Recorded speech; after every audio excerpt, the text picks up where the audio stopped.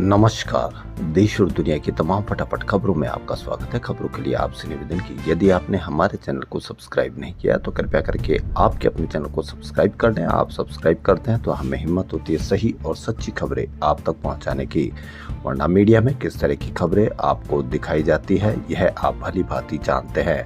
Media पर आपको GST के लाभ बताए गए, लेकिन पिछले 7 साल में जीएसटी से कितना आपको नुकसान हुआ इस बात की चर्चा आपको नहीं की जा रही होगी। तो क्या है आज की बड़ी खबरें। पंजाब में बाढ़ प्रभावित इलाकों का दौरा करने के बाद कांग्रेस नेता राहुल गांधी ने प्रधानमंत्री नरेंद्र मोदी की ओर से घोषित प्रारंभिक राहत पैकेज पर सवाल उठाया है। उन्होंने इसे पंजाब के लोगों के साथ अन्याय बताया। उन्होंने प्रधानमंत्री से एक बड़ा राहत पैकेज जारी करने की अपील की है।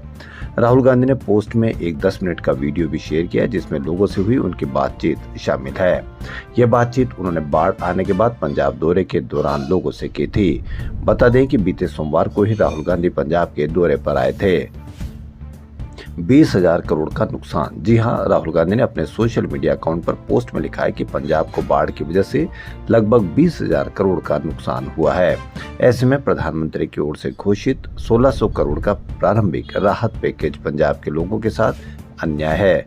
पीएम व्यापक राहत पैकेज दे। जी हां, राहुल गांधी ने लिखा कि मुझे पूरा विश्वास है कि वे पंजाब के लोग एक बार फिर पंजाब को खड़ा करेंगे। उन्हें बस सहारे और मजबूती की जरूरत है। मैं प्रधानमंत्री से फिर से आग्रह करता हूं कि तुरंत एक व्यापक राहत पैकेज जारी करें। दिल्ली हाईकोर्ट ने आज दिल्ली यूनिवर्सिटी स्टूडेंट यूनियन यानी DUSU इलेक्शन में इस्तेमाल की गई इलेक्ट्रॉनिक वोटिंग मशीनों और इससे जुड़े पेपर ट्रेल्स को प्रिजर्व यानी संरक्षित करने का आदेश दिया है।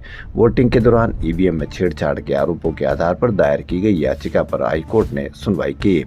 पूर्व DUSU अध्यक्ष रौनक खत्री और इस साल अध्यक्ष पद की उम्मीदवार रही NSUI की जैस्लीन नंदिता चौधरी ने ये याचिका दायर की थी। उनका आरोप है कि 18 सितंबर 2025 को हुए मतदान में ईवीएम से छेड़छाड़ की गई थी, इसलिए चुनाव को रद्द कर जुडिशरी मॉनिटरिंग में दोबारा चुनाव कराए जाए। अमेरिका ने प्रोफेशनल के लिए H-1B वीजा की फीस 6 लाख रुपए से बढ़ाकर 88 लाख कर दी है। इसी बीच चीन ने नया के वीजा शुरू करने का ऐलान किया है। साउथ चाइना मॉर्निंग पोस्ट के अनुसार के visa science, technology, engineering, maths, STEM से जुड़े युवाओं और स्किल्ड प्रोफेशनल के लिए है। यह 1 अक्टूबर 2025 से जारी होगा। इन सब्जेक्ट्स में रिसर्च कर रहे कैंडिडेट्स भी के वीजा के लिए आवेदन कर सकेंगे। खास बात यह है कि चीनी कंपनी से नौकरी का ऑफर न होने पर भी इस वीजा के लिए आवेदन कर सकेंगे। अमेरिका ने 21 सितंबर से H-1B वीजा फीस बढ़ा दी। इससे प्रोफेशनल्स को अमेरिका जाने में बड़ी मुश्किल होगी, लेकिन आप मीडिया पर कहीं पर भी इसकी कोई चर्चा नहीं देखेंगे। और मीडिया पर हो सकता है कि इस पर 88 लाख रुपए की फीस करने पर आपको मीडिया बताए कि इससे आपको कितना फायदा होने वाला है, क्योंकि मीडिया अब बताता है कि डॉलर महंगा हो गया तो कितना फायदा है, रुपया कमजोर हो गया तो आपको कितना फायदा है, ट्रम्प ने टैरिफ लगाया तो आपको कितना फायदा है। जी हाँ, या तो मीडिया आपको बहुत जबरदस्त तरीके का या तो क्या समझता है यह आप ही अंदाजा लगा लीजिए और कमेंट करके अवश्य बताएं। ऐसे में चीन के वीजा को H-1B का विकल्प माना जा रहा है। इसी बीच ब्रिटेन भी हाई स्किल्ड लोगों के लिए वीजा फीस खत्म करने पर विचार कर रहा है। राइटर्स की रिपोर्ट के अनुसार जिन लोगों ने दुनिया के टॉप 5 यूनिवर्सिटीज में पढ़ाई की है या फिर कोई बड़ा इंटरनेशनल अवार्ड जीता, उनकी पूरी वीजा फीस माफ हो जाएगी। फिलहाल ब्रिटेन के ग्लोबल टैलेंट वीजा की आवेदन फीस 766 पाउंड यानी करीब 90,000 है। 26 नवंबर के बजट से पहले इसे खत्म करने का ऐलान हो सकता है। आज 22 सितंबर से घी, पनीर खरीदने से लेकर कार और AC खरीदना भी सस्ता हो गया। सरकार ने 30 सितंबर को GST में कटौती का ऐलान किया था, जो आज से लागू हो गया। अब केवल 2 स्लैब में GST लगेगा, 5% और 18%।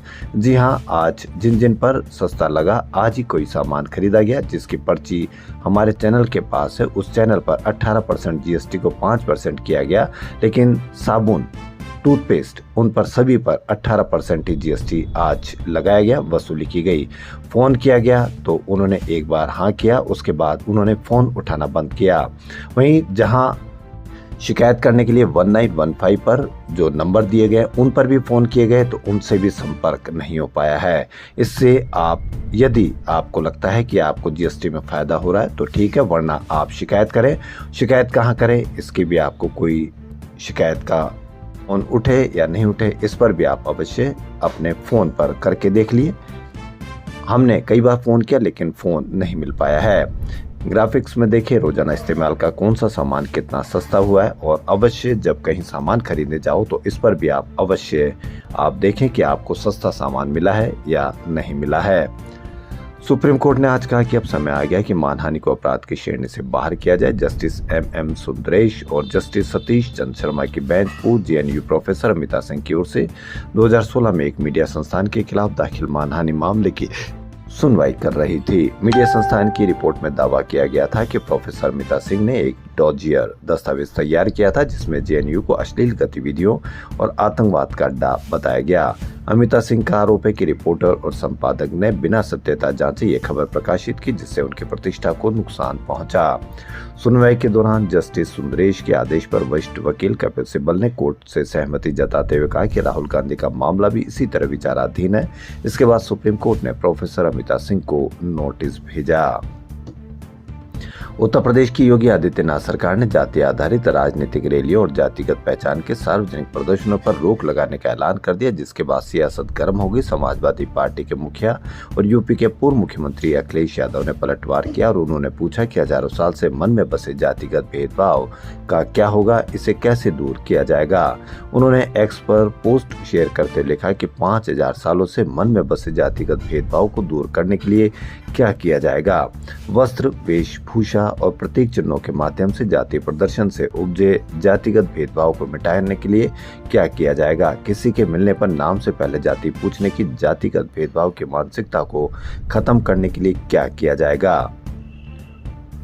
ऑस्ट्रेलिया, कनाडा और ब्रिटेन के फिलिस्तीन को राष्ट्र के रूप में मान्यता देने की घोषणा करने के बाद कांग्रेस ने रविवार को मोदी सरकार पर निशाना साधते हुए कहा कि फिलिस्तीन पर खासतौर पर पिछले 20 महीनों में भारत की नीति शर्मनाक और नैतिक रूप से कायराना रही है।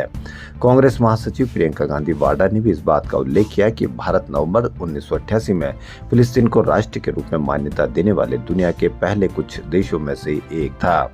प्रियंका गांधी वाड्रा ने एक्स पर एक पोस्ट में कहा कि उस समय और वास्तव में फिलिस्तीन लोगों के वीरतापूर्ण संघर्ष के दौरान हमने सही के पक्ष में खड़े होकर अंतर्राष्ट्रीय मंच पर मानवता और न्याय के मूल्यों को कायम रखकर दुनिया को रास्ता दिखाया।